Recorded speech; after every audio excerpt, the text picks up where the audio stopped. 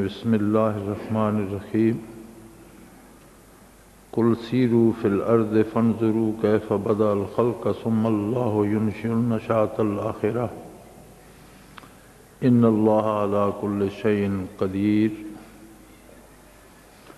یعذب من یشاء ویرحم من یشاء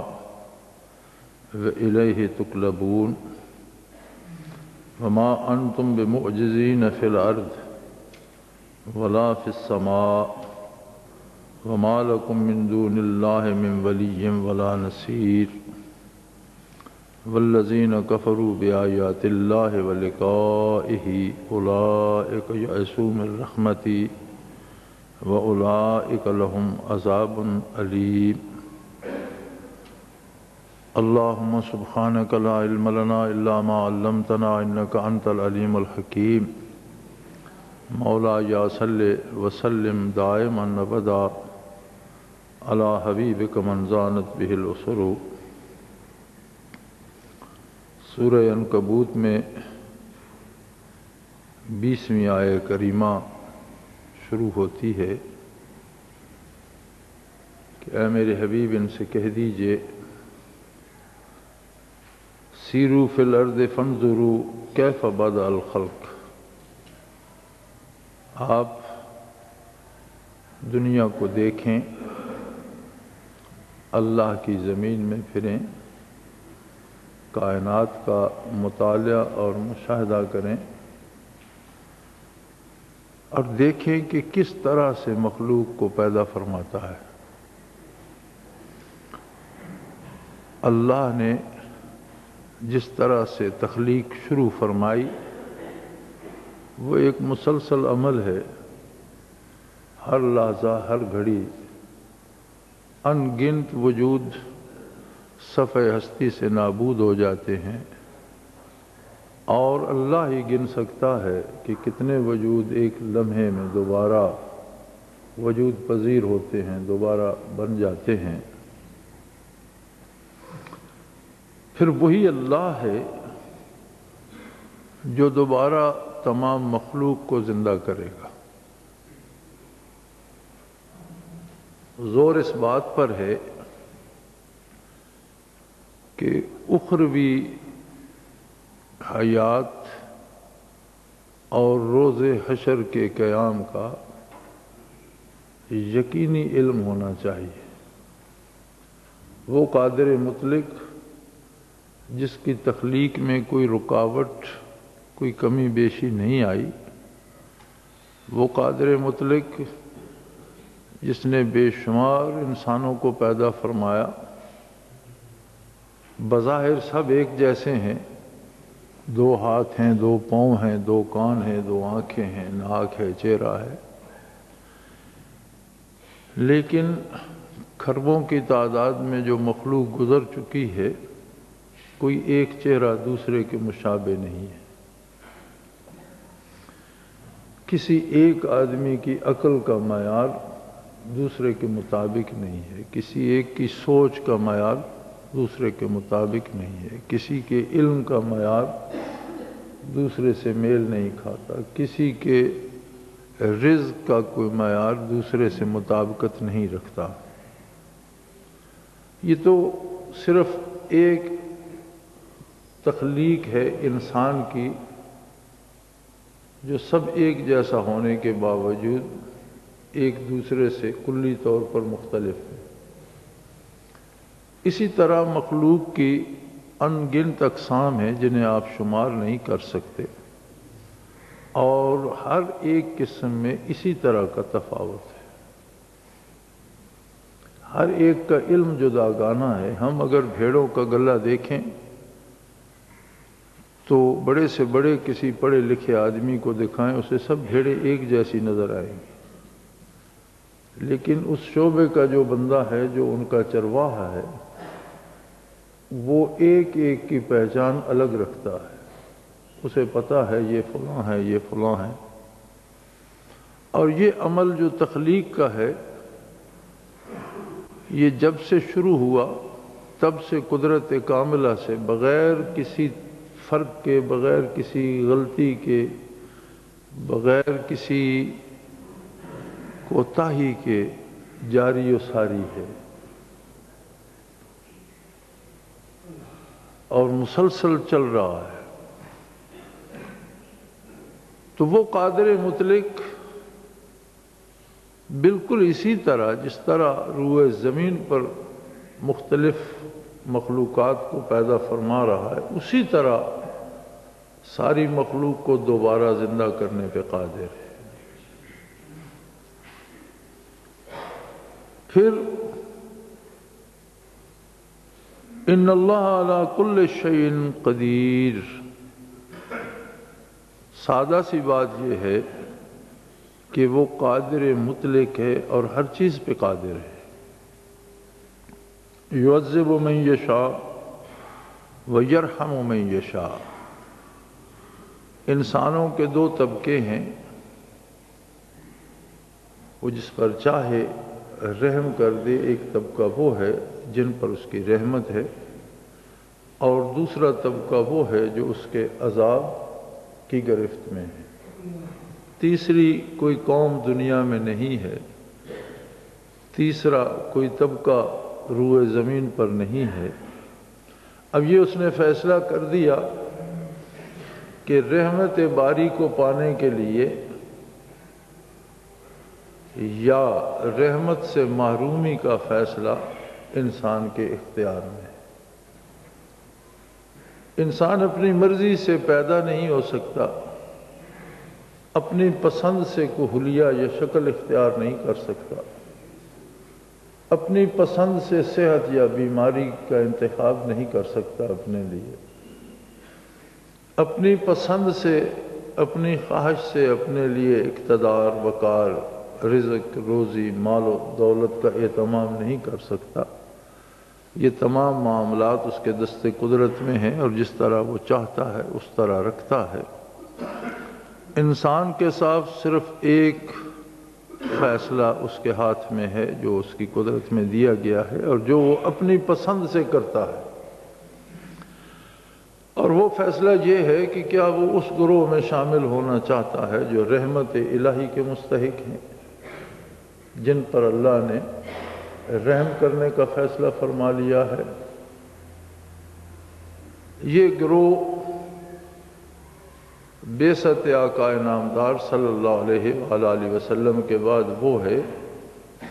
جو حضور اکرم صلی اللہ علیہ وآلہ وسلم کے دامان رحمت میں پناہ لیتا ہے، جو آپ پر ایمان لاتا ہے۔ چونکہ آپ کی ذات تمام کائنات کے لیے رحمت مجسم ہے، وما ارسلناک الا رحمت للعالمین، تمام جہانوں کے لیے اللہ کی رحمت حضور علیہ الصلوۃ والسلام کی نبی آخر الزمان کی صورت میں متشکل ہوئی۔ اب جس کسی نے دامان رحمت تھام لیا وہ اس گروہ میں شامل ہے جن پر اللہ کریم رحم فرمانے والے ہیں، اور جس کسی نے دامان رحمت کو جھٹک دیا، اپنے آپ کو محروم کر لیا، اس نے نہ اللہ کا کچھ بگاڑا، نہ نبی صلی اللہ علیہ وآلہ وسلم کی عظمت میں کوئی فرق آیا۔ اب اگر سورج نکلا ہوا ہے اور کوئی آنکھوں پہ پٹی باندھ لیتا ہے تو وہ سورج کا کچھ نہیں بگاڑے گا، خود اپنے آپ کو کسی گڑھے میں گرائے گا، خود اپنے آپ کو تاریکیوں کا شکار کرے گا، خود اپنا نقصان کرے گا۔ سورج کی روشنی میں، سورج کی عظمت میں کوئی فرق نہیں آئے گا۔ اسی طرح جن لوگوں نے حضور اکرم صلی اللہ علیہ وآلہ وسلم کی رحمت کا انکار کر دیا، انہوں نے اپنا نقصان کیا، اپنے لیے مصیبت پیدا کر لی، اور یہ یقینی بات ہے کہ وَإِلَيْهِ تُقْلَبُونَ، تم سب کو اے نوع انسانی اللہ کے حضور پیش ہونا ہے، اس میں کوئی شبے کی بات نہیں ہے۔ یہ یقینی اور قطعی بات ہے کہ آپ سب اس کی طرف ہی واپس جا رہے ہو، اور یہ بھی یقینی بات ہے وما انتم بمعجزین فی الارض ولا فی السماء، زمین کے قانون پر تمہارا اختیار نہیں ہے، تم اہل زمین کو عاجز نہیں کر سکتے، یہ تمہارے بس میں نہیں ہے کہ تم جو چاہو وہ زمین پہ ہو جائے، اور نہیں تمہارا اختیار آسمان کی مخلوق پہ چل سکتا ہے۔ اور یہ بھی یاد رکھو وَمَا لَكُم مِّن دُونِ اللَّهِ مِن وَلِيٍّ وَلَا نَصِيرٍ، کہ اللہ کے علاوہ تمہارا کوئی نہ حمایتی ہے نہ مددگار ہے۔ اللہ ہی ایسی ذات ہے جس کی پناہ میں آ کر، جس کے دامان رحمت میں آ کر انسان سکون حاصل کر سکتا ہے، آبرو پاتا ہے، وقار پاتا ہے، عزت پاتا ہے۔ والذین کفروا بآیات اللہ ولقائہ، جن لوگوں نے اللہ کی آیات کا انکار کیا اور اس سے ملاقات کا انکار کیا اور آخرت پر یقین نہ لائے، اولئک یئسوا من رحمتی، یہ وہ لوگ ہیں جنہیں میری رحمت کی کوئی امید نہیں، نا امید ہو چکے ہیں رحمت باری سے۔ وَأُولَئِكَ لَهُمْ عَذَابٌ علیم، اور ان کے لیے دردناک عذاب۔ آیہ کریمہ کی روشنی میں جب ہم بظاہر حالات کو دیکھتے ہیں تو چونکہ ہمارے معیار مختلف ہو چکے ہیں، اس لیے ہمیں حالات الٹ نظر آتے ہیں۔ یہ ہماری نگاہوں کا پھیر ہے، جیسے کوئی رنگین اینک پہن لے تو اسے ہر چیز اسی رنگ کی نظر آتی ہے، وہ چیزوں کا رنگ نہیں بدلتا، اس کی نظر پر جو اینک ہے اس میں ایک خاص رنگ ہے۔ انسان جب اللہ سے بیگانہ ہوتا ہے تو دنیاوی حالات پہ جب اس کی نظر پڑتی ہے تو وہ سمجھتا ہے کہ اہل حق تو مقہور و مغلوب ہیں اور باطل ان پہ چھا رہا ہے، ان پہ حکومتیں کر رہا ہے۔ لیکن دیکھنا یہ ہے ہمیں کہ ہم اگر روئے زمین کا جائزہ لیں اور اس میں خصوصاً اسلامی ریاستوں کا جائزہ لیں تو عملی طور پر کم از کم جو میرا مشاہدہ ہے، میں نے روئے زمین پہ پھر کے دیکھا ہے، عملی طور پر سب سے بہتر مسلمان پاکستان میں، تمام اسلامی ریاستوں سے، اس میں مڈل ایسٹ کی ہوں یا فار ایسٹ کی ہوں، دنیا کے کسی دوسرے گوشے کی اسلامی ریاستیں ہوں، جہاں جہاں مسلمان بستے ہیں، سب میں سے اچھے، باعمل، اور یہ بھی یقینی بات ہے کہ سب میں سے اچھے مدارس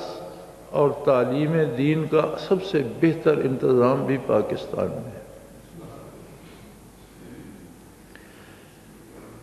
اب ہم اندازہ یہ کر سکتے ہیں کہ امت مرحومہ میں اس دور میں جو اچھے مسلمان ہیں وہ ہم ہیں،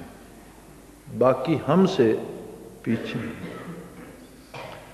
ہمارا عالم یہ ہے کہ عملی زندگی میں ہم خود آخرت سے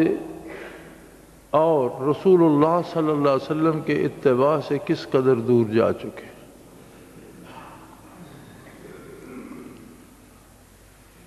ہماری خوش نصیبی یہ ہے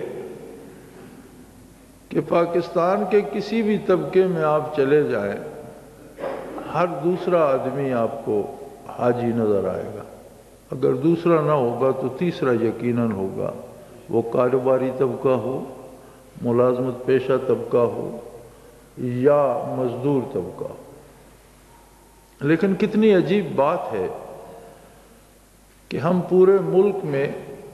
کسی ایک دکان کے بارے یہ نہیں کہہ سکتے کہ یہاں جو مال ملتا ہے وہ بھی درست ہے اور جو قیمت بتاتے ہیں وہ صحیح ہے۔ کیسی عجیب بات ہے کہ عملی زندگی میں ہمارا عالم یہ ہے کہ ہم کسی دکان پہ چلے جائیں، دکاندار نمازی ہو سکتا ہے، حاجی ہو سکتا ہے، لیکن کاروباری معاملات میں اگر ہم کہیں کہ جو یہ کہہ رہا ہے یہ ٹھیک ہے تو یہ شاید صحیح نہیں ہوگا، ہمیں اس سے جھگڑا کرنا پڑے گا، شور شرابہ کرنا پڑے گا، پھر جس چیز کا وہ 100 مانگ رہا ہے شاید اس کا سودا 8-10 میں ہو جائے، اور اس کے بعد بھی ہمیں یہ اعتبار نہیں ہے کہ یہ جو چیز میں نے لی ہے یہ واقعی ویسی ہی اس کی کوالٹی اور اس میں وہی چیزیں موجود ہیں جو اس میں کہی گئی ہیں۔ اسلام دراصل عمل کا نام ہے، محض دعوے کا نہیں۔ ائمہ فقہ اور ائمہ احادیث میں، ائمہ تفاسیر میں ائمہ کی اکثریت اس بات پہ متفق ہے کہ ایمان عمل کا نام ہے، یعنی جو کچھ آپ کرتے ہیں اس کا نام ایمان ہے۔ وہ اللہ کی اطاعت کے مطابق کر رہے ہیں تو مومن ہیں، اور اگر اللہ کی اطاعت کو چھوڑ دیا ہے تو ایمان خطرے میں ہے۔ امام ابو حنیفہ رحمۃ اللہ تعالی علیہ فرماتے ہیں کہ ایمان کا دعویٰ کرنا بھی ایک عمل ہے۔ وہ یہ ایک پلی لیتے ہیں یا ایک عذر تراشتے ہیں کہ جو بندہ کلمہ پڑھتا ہے اور کہتا ہے میں مسلمان ہوں تو یہ بھی ایک عمل ہے کہ وہ کہتا ہے میں مسلمان ہوں، لہٰذا اسے بھی مسلمان ہی مانا جائے گا۔ یہ گنجائش فقہ حنفی میں ہے۔ صرف نماز کے بارے اگر ہم فقہا کی آراء دیکھیں تو سوائے امام ابو حنیفہ رحمۃ اللہ تعالی علیہ کے باقی ائمہ فقہ اس بات پہ متفق ہیں کہ کسی شخص سے کہا جائے کہ نماز کا وقت ہے آؤ نماز پڑھ لو، اور وہ پرواہ نہیں کرتا، دوسری دفعہ پھر کہا جاتا ہے لیکن وہ نماز ادا نہیں کرتا، تیسری دفعہ پھر دعوت دی جاتی ہے کہ تم مسلمان ہو، اذان ہو گئی ہے، نماز کا وقت ہے، اور وہ ادا نہیں کرتا، تو ائمہ فرماتے ہیں کہ وہ واجب القتل ہے۔ حکومت وقت کی ذمہ داری ہے کہ اسے قتل کرایا جائے، اس کا جنازہ نہ پڑھایا جائے اور اسے مسلمانوں کے قبرستان میں دفن نہ کیا جائے۔ سوائے امام ابو حنیفہ رحمۃ اللہ تعالی علیہ کے کہ وہ فرماتے ہیں کہ اگر 3 دفعہ دعوت دینے سے بھی اگر انکار کرتا ہے پھر تو مسلمان ہی نہ رہا، انکار نہیں کرتا لیکن نماز بھی ادا نہیں کرتا تو اسے قید کر دیا جائے تاکہ زندگی میں اس کے پاس توبہ کا وقت باقی رہے، اور کسی بھی وقت وہ تائب ہو کر اللہ کی عبادت شروع کر دے تو اسے چھوڑ دیا جائے۔ یہ رعایت بھی فقہ حنفی میں ہے، باقی فقہا کے نزدیک نہیں ہے۔ وہ ہاں لیکن اگر وہ قید میں بھی نماز ادا کرنے کا اہتمام نہیں کرتا اور اس میں مر جاتا ہے تو پھر امام ابو حنیفہ رحمۃ اللہ علیہ بھی فرماتے ہیں کہ اس کا جنازہ نہ پڑھایا جائے اور اسے مسلمانوں کے ساتھ دفن نہ کیا جائے۔ ایک حکم کے بارے آپ اندازہ کر لیجئے کہ عمل کا تعلق ایمان سے کتنا گہرا ہے، کہ مساجد کے بارے اللہ کریم فرماتے ہیں ما کان لہم من یدخلوها الا خائفین۔ مسجد جو ہے یہ اللہ کا دربار ہے جہاں بندہ حاضر ہو کر سر بسجود ہوتا ہے، اپنی گزارشات پیش کرتا ہے، اس کی عظمت کا اقرار کرتا ہے، اپنی بندگی کا اظہار کرتا ہے، اور اس کے حکم کے مطابق رکوع و سجود کر کے اپنے عجز کا اور اپنی عقیدت کا اظہار کرتا ہے۔ تو فرمایا مومن جب مسجد میں داخل ہوتا ہے ما کان یدخلوها الا خائفین، تو اسے کہ اس کے دل پر وہ ہیبت الہی موجود ہونی چاہیے کہ میں اللہ کے روبرو جا رہا ہوں۔ جس طرح ہمیں کسی حکمران، کسی بادشاہ، کسی گورنر یا کسی سرکاری حاکم کے ہاں پیش ہونا ہوتا ہے تو دروازے سے داخلے سے پہلے ہم اپنا لباس درست کرتے ہیں، حلیہ درست کرتے ہیں، 100 بار دل میں سوچتے ہیں کہ مجھے کہنا کیا ہے۔ ہم پہ ایک کیفیت ہوتی ہے کہ میں کسی بڑے افسر کے سامنے جا رہا ہوں اور وہاں مجھے کیا کہنا ہے، کس طرح سے بات کرنی ہے، کھڑا کس انداز سے ہونا ہے،